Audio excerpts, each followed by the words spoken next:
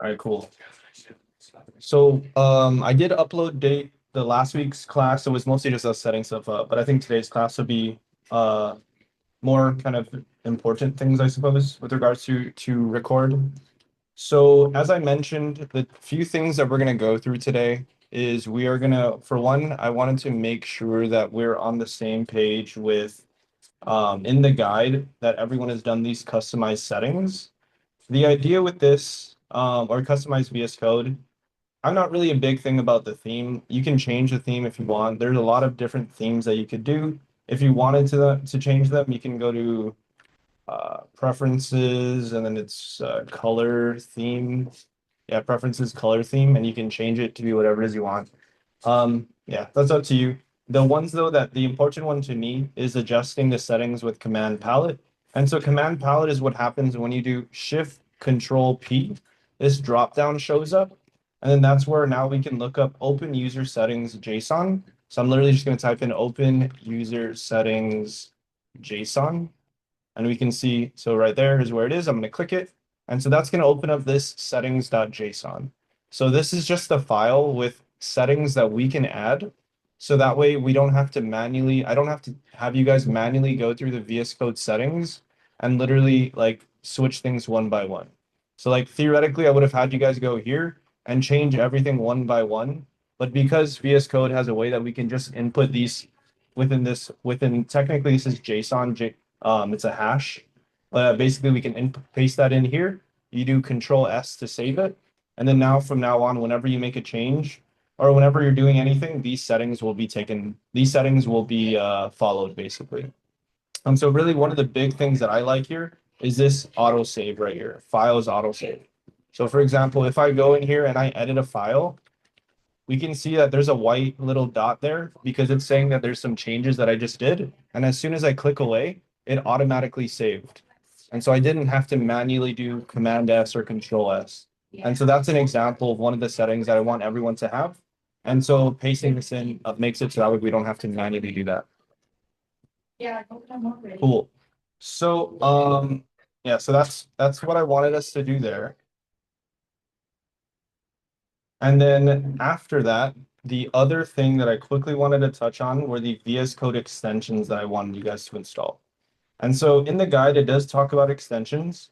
They basically allow you to do different things. It allows it other functionality within VS Code. So if you wanted to like create one for yourself for specific functionality that you wanted, we can kind of just create these extensions that allow us to add more functionality to VS Code. And so the four extensions that I want us all to install is ESLint, which is right here, ESLint. So this is a linter. The idea with the linter, and actually we won't even use this ESLint until we get to JavaScript like 2 months from now. But the idea with a linter is it's basically, we can think of it like when we go to Google Docs. Actually, here's a good example. I'm going to open up Google Docs. Go docs.new. So if I misspell a word, there's like actually, well, I guess one thing right off the back is when I type, if I click space, we can see that on top of this not being a word, it capitalized that all together. And I was expecting it to kind of also like give me like a red squiggly line under to tell me that it's wrong spelling.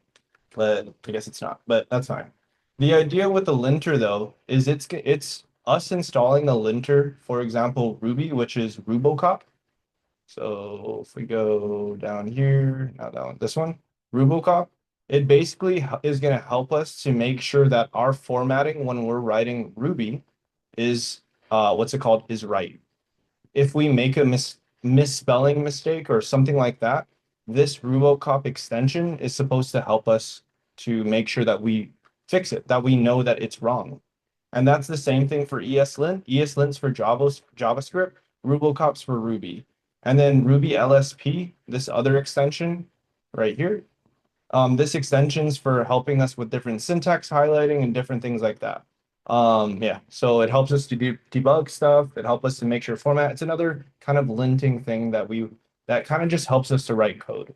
And then the last one, git blame, which is right here. Git blame is really cool. I think it's really cool because like let's say you're working on someone else's code, you guys won't this won't be something that you guys use right now. Like let's say you're working on someone else's code and you're wondering, oh, who made this change?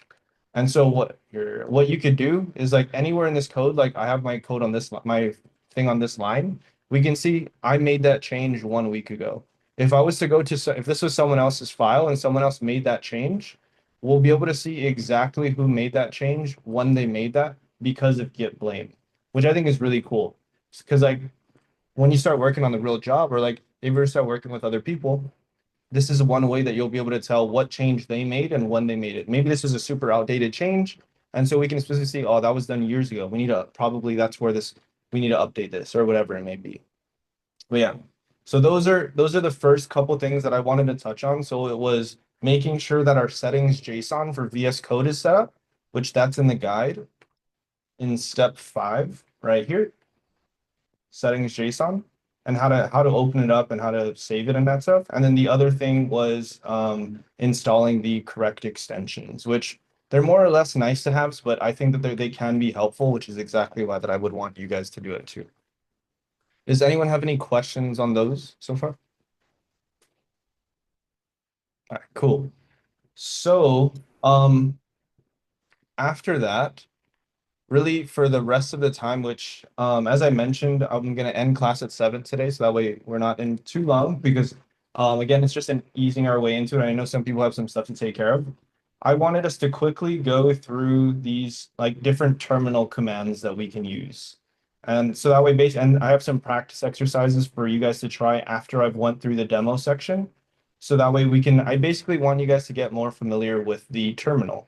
And the other thing about the terminal is specifically for everyone here that's on Windows, which is everybody except for me at the moment. I'll get my Windows laptop on Thursday or Friday. So starting next week, I'll also be using Windows to make sure we're all on the same system. Even though it doesn't really matter, I just figured why not. But anyway, so the thing about the terminal for you guys is it doesn't matter whether or not you're using PowerShell or Command Prompt or Ubuntu or the VS Code terminal. Ultimately, they're all the same thing. They all do the same thing for the purposes that we're doing. There are some nice to haves that would be a reason why you would use one or the other. But for these simple things that we're doing, especially for like the first like month or so, it really doesn't matter which terminal you're using. The only thing that you would need to know is that if you guys are using any terminal except the Ubuntu one, you guys will have to type in WSL before you start using it. Basically, you have to turn on that you're using Ubuntu. If you don't, then it's basically you're using the default Windows terminal, and the commands that you're trying to use are more than likely not going to work. So that's the one thing to note about that. But ultimately, other than that, it doesn't matter which terminal you're using. Kind of one thing that I did point out, because Kiko was asking like maybe which one I would recommend. For the time being, I think Ubuntu might be the easiest one for you guys to use just because you guys don't have to remember to type in WSL. But ultimately, it's kind of your preference. And my preference is if I'm doing simple things within VS Code, more than likely I'm going to use the built-in terminal because it's right there. I don't have to have another tab open. But once I start doing things that are more complex, like things with servers and stuff like that, that's where I'll probably use a different third-party software or I'll use a terminal outside of VS Code basically. And my reasoning for that is that the VS Code terminal has a limit to how far you can go back, like the history. Within, for example, this is a terminal here on Mac. I can continuously go back up until when I started it, which we can see there. There's where I started it. And this was like hundreds or thousands of lines. And sometimes I might need to go back that far to look up something that I did. Whereas with the VS Code terminal, there's kind of a limit to it. And so sometimes I don't like that because I can't go back to what it is I need to do. And so that's where I might use this one if I'm doing more complex things. But if I'm doing simple things, I'm just going to use the built-in VS Code terminal, more than likely, just because I don't have to have another window open. But yeah, so that's what terminal I would use and why. So now and we're going to go through this. So this is what we're kind of going to do for the rest of the last 14 minutes or so. And I'll hang out for a little bit longer if anyone wants to go through anything specific. But I told you guys 7, so I don't want to keep you guys past anything longer than that. So with that being said, let's go through these kind of exercises first. So we have some commands to run. So the first one is who am I? Who am I? This is something that you won't have to use very often, but if you're ever wondering what your username is or for your specific account, who am I? My account's name for this specific for my computer's name is Leon Shimizu. I don't really have to use that almost ever, but it's something good to know in the scenario that you would have to use it. I kind of give you guys an example off the top of my head though. So the next one is PWD. PWD stands for Print Working Directory. So basically, I can see right now I'm in this resources folder. And so this is you guys' resources folder. So I created a folder for you guys. And basically, we can see all the way to like the most parent or the root most folder in my computer. It starts from users, Leon Shimizu, desktop, CSG, CSG-Live-July 2025, and then resources. There are times where knowing the working directory that you're in is helpful. And like if you needed to find where something is, or if you needed, there's different scenarios, but this might be a command that you might run. Basically, be like, okay, where is this located at? So PWD would be the command for that. The next one is ls. ls stands for list. So basically, if I type in ls, now we can see here's all of the files and folders within this application. There are different things you can do with ls. For example, there's also hidden files. So if I do ls-a, we can see that there's some hidden files right here. So any file with a period is going to be a hidden file. And so, for example, this one's a Git repository, so that's why it has this hidden Git folder.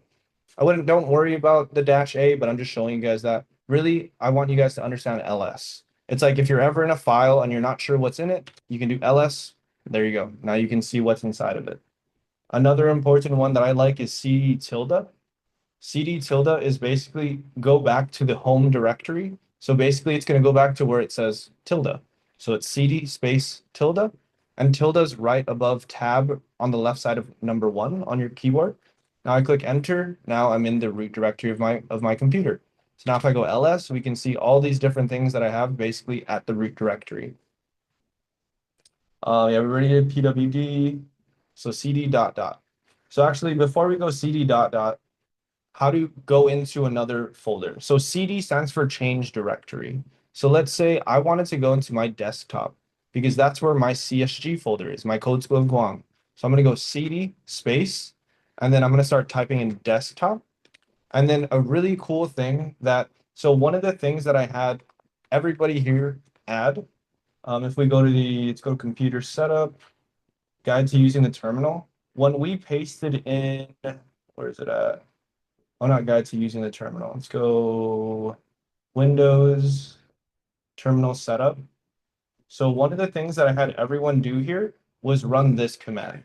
So what this does, one of the things that this does is it changes the color.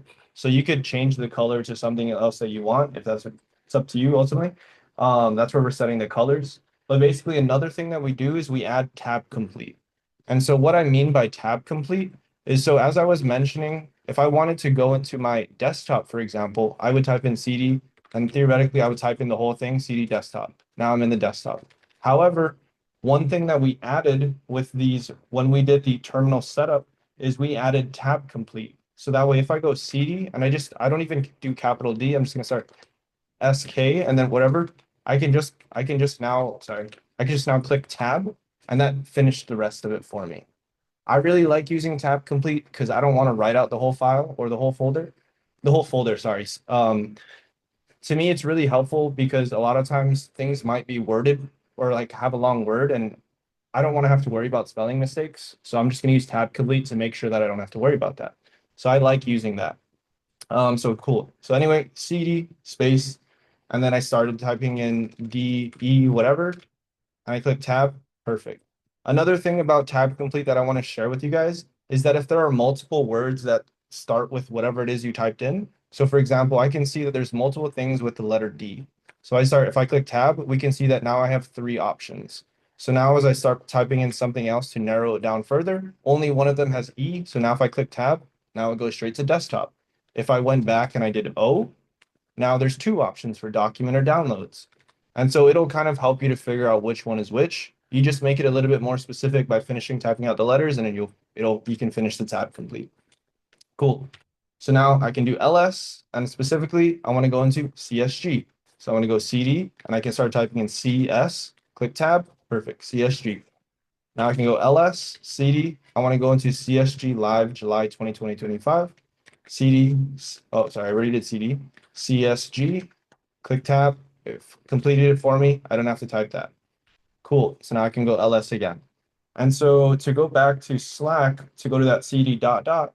So CD dot dot, what it does is it makes you go back a directory. To go forward, you would CD into whatever the folder, whatever the file's name or the folder's name is. To go backwards, you'd go CD space period period. That now goes back a folder. And so that's how you would go back and forth. Any questions on those on these so far?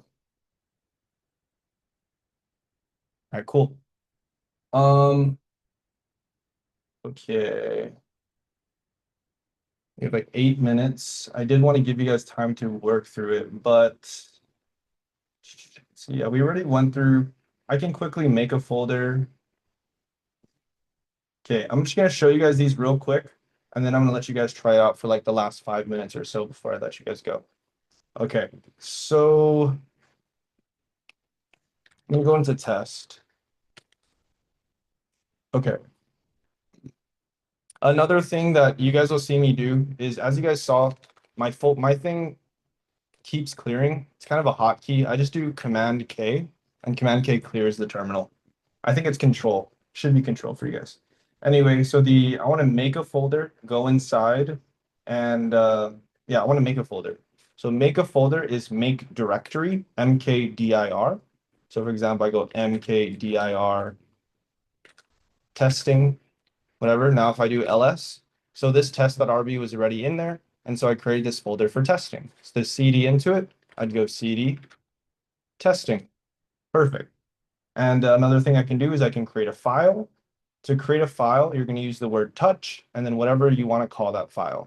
So for example, touch, and just to use this exact example, I can go note.txt.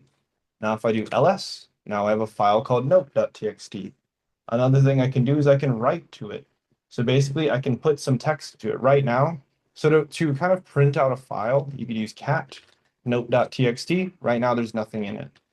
If I wanted to print something in there, I could use echo. Echo basically is like, hey, within this file, write something in there. So basically I can go echo space, hello code school, kind of similar to what it's saying. And I'm putting it within quotes to make it a string.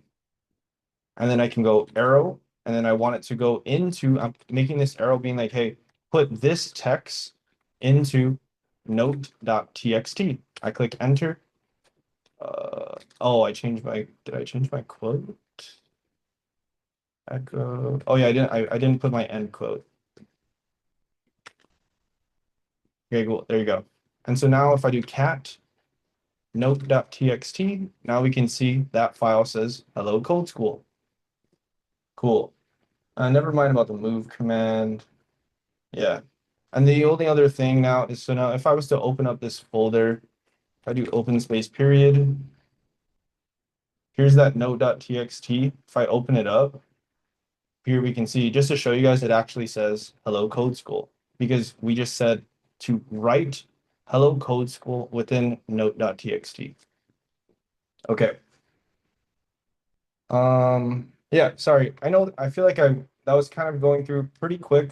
Some of these I already went through before. If there's anything that I want you guys to get comfortable with, it's ls for list, cd, and that could be cd into the folder, or that could be cd dot dot to go backwards a folder. Really, to me, those are the main ones, ls and cd. All of these other ones are kind of, it's nice for you to know, but really it's like, we're not going to use them as much. Like to write into a file like this, you're not going to do that very much. To make a new folder, you might use that a decent amount. I create folders like this all the time. And then to cd into it, that's really what I use a lot. So again, ls, cd, and maybe mkdir for make directory. Those are kind of the important ones for me. And cd till does a good one too. So with that being said, for the next 4 or so minutes, I want to let you guys mess with it. If anyone wants to stay back a little bit longer, I'll be here. But I did mention, I know some people have to go, so that's why I'm not going to hold you guys back.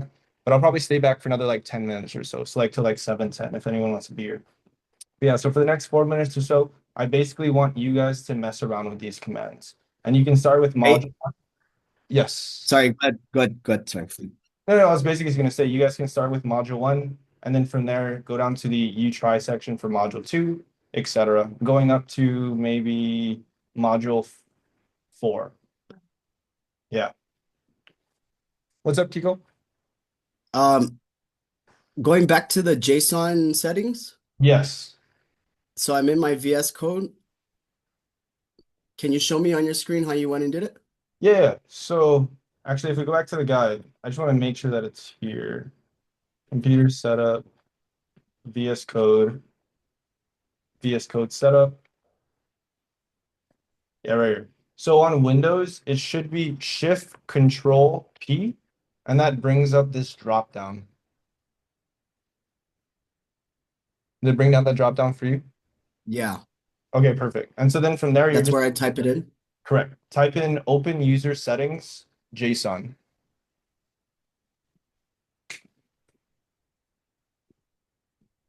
Okay, I see it. Shoot. Cool. And then you're just gonna paste that whole thing in there, and then you're gonna do Control S. Okay, let me go grab that. Shoot, thanks. Yeah, And that's just color settings auto. and just set up for. It's like autocomplete the tab size. So for example, when we click tab, Oh, it okay. should be two spaces because in Ruby that's the default usually, and little things like that to make sure you don't have to do trust files and yeah, little things. And they're all stuff you guys can mess around with. These are the what I've found I like. So you guys don't have to keep with what I like, just mess around with it as you feel necessary.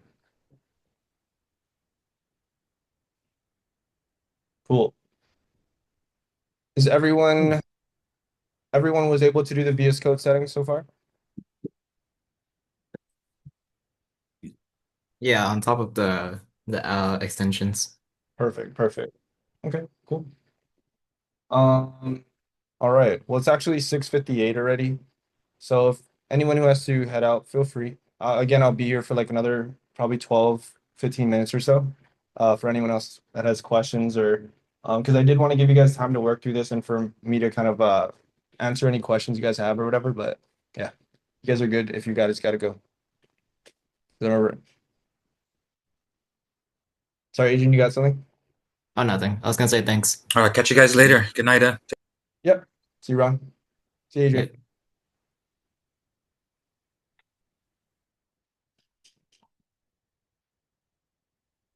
Okay, cool. Matt, where are you Oh, at in the process? um, what are we doing again?